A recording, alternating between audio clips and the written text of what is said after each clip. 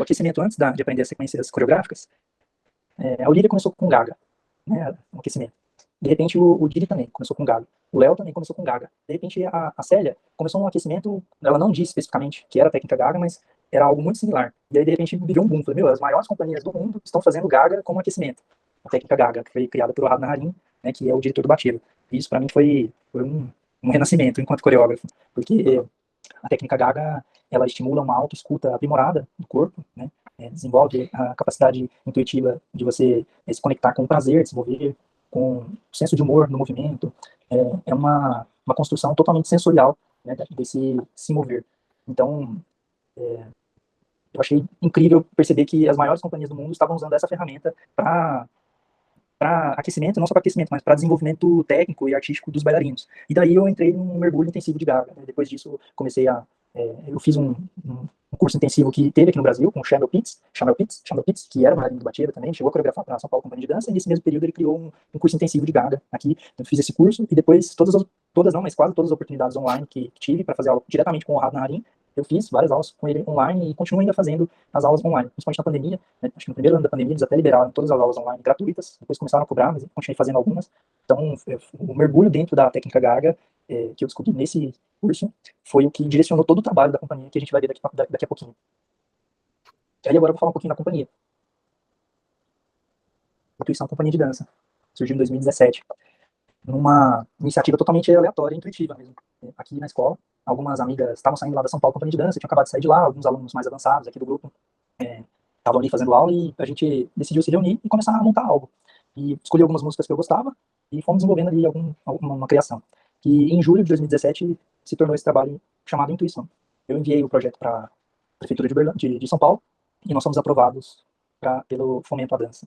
E aí tivemos um recurso financeiro, um patrocínio para, de fato, iniciar esse trabalho profissional com a companhia. Foi criada em 2017, né? A companhia investiga, pesquisa, cria e circula um mover de dentro para fora, de escuta do corpo em sua subjetividade e de encontro com o prazer e senso de humor. A filosofia do grupo é tirar o balé da zona contemplativa e trazer essa técnica para um lugar de pesquisa conceitual e contemporânea, onde as propostas de trabalho visam questionar a estrutura social no âmbito psicológico que impactam diretamente em assuntos urgentes, como a preservação ambiental, igualitarismo, política e cidadania. A linguagem é um balé contemporâneo, a gente até demorou um pouco para definir o que estávamos fazendo, até não queria definir, queria deixar sem definir, mas as pessoas sempre me perguntam e questionam o que vocês fazem, qual é a linguagem. Eu acho que o mais próximo do que a gente está fazendo poderia ser chamado de balé contemporâneo. E então aí estão todas as obras. A primeira foi Intuição, 2017, né? Foi patrocinada pelo Programa Municipal de Fomento à Dança. A segunda foi Epifania, também patrocinada pelo Programa Municipal de Fomento à Dança, em 2018. E depois o Antropólogo Viajante. Foram 3 projetos que apoiaram essa obra. O PROAC Linha 48, que é um edital do Estado de São Paulo, o PROAC 37, que não está aí. Os dois foram criações pro audiovisual, na época da pandemia. Né? Então, a gente fez 2 criações, uma com 5 bailarinos e outra com 10 bailarinos. A primeira, os dois, o mesmo trabalho, o Antropólogo Viajante. Né? A segunda criação foi uma releitura dessa primeira. A gente mudou o espaço, aumentou o número de bailarinos, e a obra em si ela vai evoluindo, ela vai se transformando à medida que vai sendo apresentada. E o terceiro edital que apoiou esse trabalho foi o PROAC 03. E então a gente, vamos dizer, transcreveu esse balé para o presencial. Até então era audiovisual, foi gravado, o formato especial para espaços cênicos não convencionais. Né? A gente apresentou ele em parques, em praças, em centros culturais, pátios de centros culturais. Esse projeto foi uma circulação do Antropólogo Viajante. E é muito louco, porque é um outro balé. Né? Trazer isso para o presencial é uma outra dinâmica, foi uma nova criação de verdade, levar isso para o presencial. E o último trabalho se chama Afeto. Foi criado agora em 2022 e é apresentado em espaços cênicos convencionais, mas também pode ser adaptado para não convencionais. A companhia oferece laboratório criativo de dança, que é uma oficina inspirada na técnica Gaga. Né? A gente sempre realiza rodas de conversa, sempre não, mas sempre que possível, após as apresentações, para ter essa troca mais próxima, né, com o público. Sempre enriquece muito as obras, a gente escutar o olhar, entender o olhar das pessoas, né? Esse bate e volta, ele enriquece muito o trabalho e a identidade de movimento e de conceituação da companhia. Já circulamos em São Paulo, Santos, Guarulhos, Uberlândia, fomos de forma online, Jundiaí, Taubaté, Ilhabela, Campinas, Paranapiacaba, São Caetano do Sul. E agora, falar um pouquinho de cada trabalho. Primeiro, Intuição, criado em 2017, a primeira parte, e em 2018, com o apoio da Prefeitura de São Paulo, a gente criou o balé completo, em 50 minutos. E um ponto forte da companhia é tentar trazer esse olhar filosófico como inspiração para as criações. Então, o Rodrigo Vilalbo, que a gente conheceu ali em 2009, 2010, né, com a Staccato, fiz o contato com ele, falei, vamos encontrar o Rodrigão, por onde ele anda, encontrei o Rodrigão, fiz o convite para participar com a gente dessa criação, E então ele promove encontros, rodas de conversa, ele traz a visão e o entendimento do tema de acordo com a visão de vários pensadores, e a partir desse material, desse estofo conceitual, a gente parte para a sala de aula, procura vamos transformar isso em movimento. No caso da intuição, acho que um ponto forte que me marcou dessa troca com o Rodrigão foi a reflexão de que intuição é a experiência direta do intelecto com a realidade. Então, ele é um momento que o indivíduo absorve através dos seus sentidos, sem passar pelo crivo da crítica, da análise, do julgamento.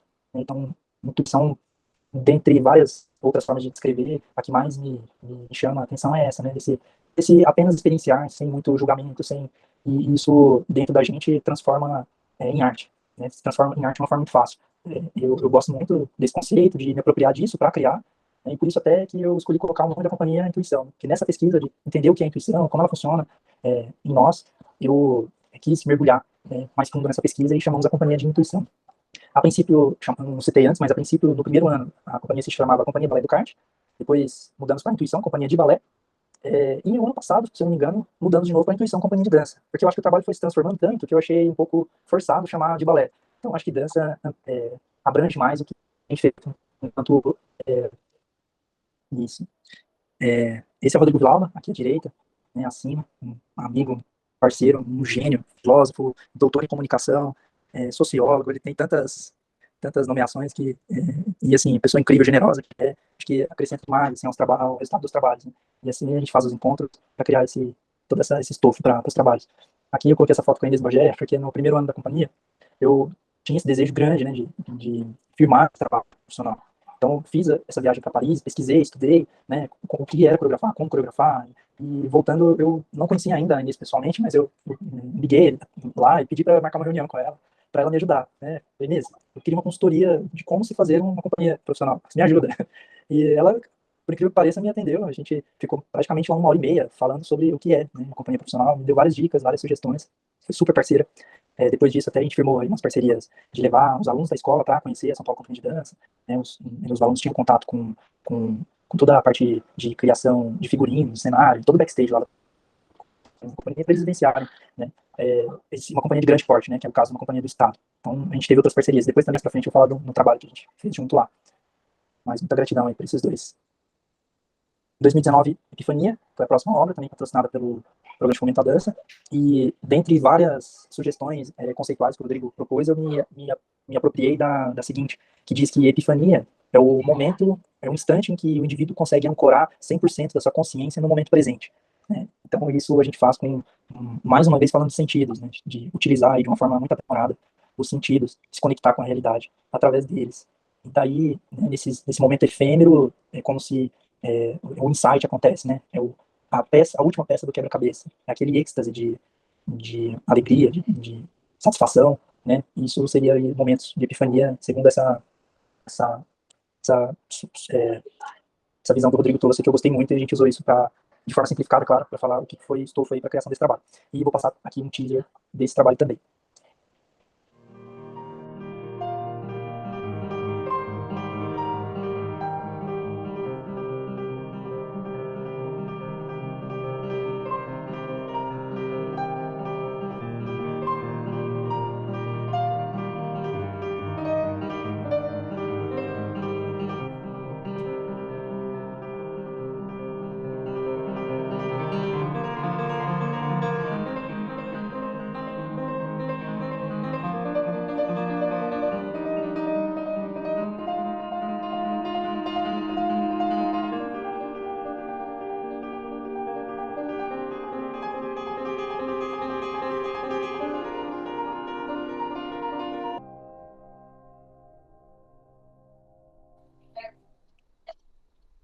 Nesses dois primeiros trabalhos, eu quis usar a música ao vivo, né, o piano ao vivo, porque eu acho que ele também teve um papel muito importante ali nessa sugestão, para que tanto os bailarinos quanto o público se ancorassem no presente, né, aquela música tocada ao vivo, né, as teclas do piano reverberando ali, de forma instantânea, eu acho que traz um resultado fundamental, assim, porque a gente tem proposto.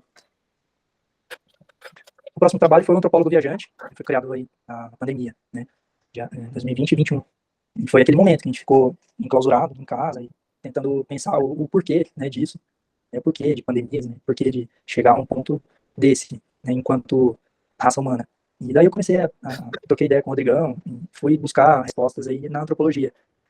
E surgiu então a ideia desse trabalho, Antropólogo Viajante, que narra a história de Charlie, um ambientalista contemporâneo, que faz uma viagem no tempo, bem distante, uma viagem 150 mil anos atrás, e vai conversar com os nossos parentes evolutivos, né? Então, ele viaja, conversa com 150 mil anos, depois 50 mil anos, e depois com o próprio Homo sapiens, antes da Revolução Industrial, que foram momentos aí de uma transição significativa enquanto forma de vida na civilização, né? Antes da Revolução Industrial e depois da Revolução Industrial. E ele vai com uma pergunta, né? O que o homem desaprendeu na sua trajetória, o que a raça humana desaprendeu na sua trajetória, que fez com que ele usasse uma máscara para respirar, um relógio para enquadrar o tempo, e beirando a própria extinção, né? O que aconteceu? O que aconteceu para essa desconexão com o meio ambiente, com a natureza, chegar nesse ponto? Então, são 3 diálogos instigantes que o próprio Rodrigo Villalba escreveu, os diálogos, e vai fazer essas reflexões, conversando com os nossos parentes evolutivos. Vou passar um teaser também desse trabalho.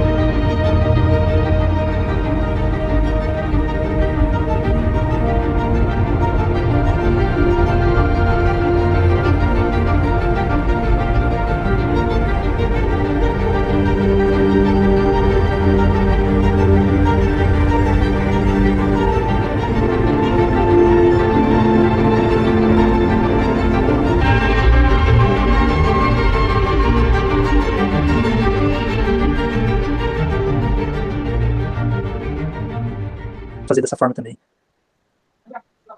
Esse é o mais recente trabalho, o Afeto, que foi criado ano passado, né, 2022.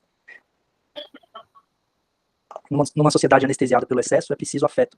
Uma obra de dança que atravessa num nível sutil, sensível, sensorial e corporal, antes de qualquer julgamento possa ser feito. Afeto existe aqui, como a chama de uma lamparina, como brasa velha, apenas para não existir no momento seguinte. Se perdura e se fixa em nome e complexo. Em grupo, é emoção. Se é cristalizado pelo tempo, pela vontade ou pela rotina, é sentimento. O grande diadema sobre as cabeças dos reis e rainhas dos nossos corações. Esse é o release, e agora eu vou mostrar para vocês o teaser.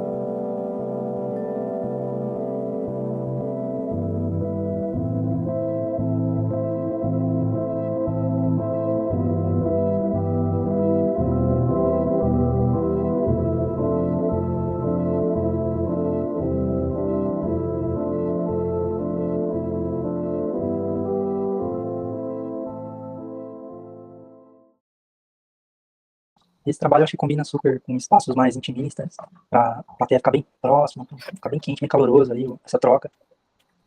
E falando um pouquinho desse trabalho, o afeto está relacionado com o ser afetado. O afeto é algo que nos transforma no tempo e no espaço. Né? De antes para depois, alguma coisa muda dentro de nós com esse contato. Né? E esse afeto, né, essa mudança, ela gera uma emoção. Né? Não falando da qualidade dessa emoção, pode ser positiva, negativa, de afeição ou de repulsa, enfim, mas alguma emoção é gerada em nós. E que, a princípio, né, esse primeiro afeto é chamado de emoção. E se isso se persiste numa rotina, no tempo, se esse ser afetado permanece, ele se transforma, se cristaliza num sentimento. Né? Essa seria aí uma trajetória que pode se definir enquanto afeto, né? Esse apego ou desapego com relação a outras pessoas ou até mesmo a coisas. Né? E o afeto ele pode ser, pode acontecer com projeção, né? Onde você vê no outro algo de si mesmo.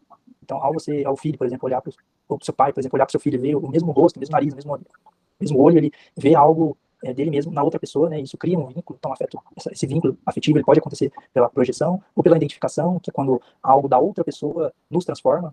Eu só, por exemplo, eu só coreografo assim porque tal pessoa e tais pessoas mudaram a forma de como eu vejo a dança. Então, eu crio esse vínculo afetivo por essa identificação, né? Algo da outra pessoa que nos transforma. E o magnetismo, que é esse indefinível, né? Essa mágica do estar próximo a outra pessoa e sem um motivo racional, você sente aquela conexão magnética, né? Como estar apaixonado, como amor à primeira vista, como algo do tipo, né?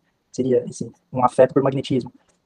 Falando bem por cima, assim, algumas sugestões, né, que o Rodrigo trouxe, baseado em alguns teóricos. Eu não vou mencioná-los porque talvez eu não esteja explicando da forma correta, mas eu já creio que isso tem bastante base e pode ser um estofo grande para a criação como foi, né, desse trabalho. E falando um pouquinho sobre o movimento, nesses 5 anos eu acho que a gente já tem construído aí uma identidade de movimento para a companhia, né, que a gente se baseia muito nessa textura sem resistência, porque criar a textura no movimento, gerando uma resistência contrária, é algo que já é conhecido. Então, mas a gente imagina uma resistência diferente, onde a força, a contração muscular é mais modulada pensando num volume por exemplo, de 0 a 10, né? Então, a gente tem ali níveis de tensões muito bem modulados, de 5,5, 6, 6,2. Então, aquela tensão muscular, aquela contração extremamente sensível, onde os movimentos acontecem, os músculos apenas transportando os ossos de lugar, né? E a gente pensa muito em criar a textura de movimento dessa forma, utilizando-se da sapatilha de ponta. Então, a gente vai trazer essa textura, esse jeito de se movimentar, com uma bailarina se equilibrando nas pontas, trazendo ainda a mobilidade de quadril, que as pontas a gente, no balé não é muito utilizado, né? É sempre uma estrutura mais rígida, mas a gente coloca ainda esse elemento como se fosse uma extensão, né, do balé, usando também a mobilidade de quadril, e brincamos também com o silêncio de movimento, né, que é fazer esse macio, trabalhar movimento e pausa. E nessas pausas, sem reverberação, né? Como a gente trabalha com uma força modulada, né? Então eu não faço muita força para parar também. Como eu não faço muita força para mover, também não faço muita força para parar. Isso reflete numa ausência de reverberação. Pelo menos essa é a intenção. Né? Claro que sempre reverbera um pouco o movimento, mas a nossa meta de brincadeira aí com as dinâmicas é essa. Né? E a música, eu já falei um pouco, como a gente está nessa atmosfera do balé contemporâneo, a gente usa o piano, né? Um instrumento, né, clássico, mas também música eletrônica, né? E a música ao vivo também para trazer o contemporâneo do eletrônico, né, o clássico do piano, da orquestra, e também o ao vivo, que é essa coisa de ancorar a nossa presença no momento presente, né? O ao vivo, essa conexão direta com quem está tocando a música, acho que traz essa magia do presente. Né? A luz, eu acho que é algo que eu sempre penso junto do balé, eu não consigo criar sem pensar na luz, é sempre de onde que essa luz vem e qual o efeito que eu quero gerar com essa luz nesse movimento, para entender qual a sensação que vai chegar no público. Então, eu estou sempre trabalhando com isso. Tudo que eu crio, eu abro os meus poros e sinto. E eu imagino que as pessoas vão sentir algo próximo disso. Então, eu vou coreografando mesmo com essa ideia de trabalhar as percepções, totalmente sensorial mesmo. Então, e a luz, ela ajuda muito nisso. A luz, acho que é fundamental.